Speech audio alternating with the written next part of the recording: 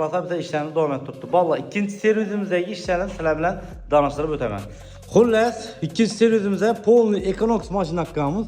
Econox maşinimizde polni polirovka keramika hakkımız. Valla sizlere gösterip ötemiz. Adı patlamıştım telefonda unçalı görünmesem ya falanlık bilen sizlere gösterip ötemiz. Karanlar. Görüyorlar kırçırgı yerlerini. İnşaatların polni bertaraf kılıp veremiz. Hiç kendi muamması yok. Biz etini kara maşinlara polirovka vurgandan keyin şimdi orijinal keramikalar güzel görüyorsunuz mu keramikalarımızı? Erkemik harma. Xudo xolasa bu maşını necha kunga chiqadi? 3 güne çıkar mı? 3 kunga chiqadi, ha? Mashina strashniy ahvolda emas, to'g'rimi? Divan qo'rqinchli emas, to'g'rimi? Bo'ladi. Xudo xolasa 3 kundan keyin bizning qo'llarimiz bo'shab qoladi. Keramika, polirovka, qildiraman deganlar uchun pastdan nomerni qo'yib o'taman. Mashinamiz bitganidan keyin biz aytgan bir obzor qilib o'tamiz. Yani ondan tashqari jentramiz olib qoldik. Jentramda polni krugoy tonirovkalar qilinadi, sonsuzlashtiriladi qilinadi. Pastdan nomerni qoldiraman. Bemalol murojaat qilaverasiz.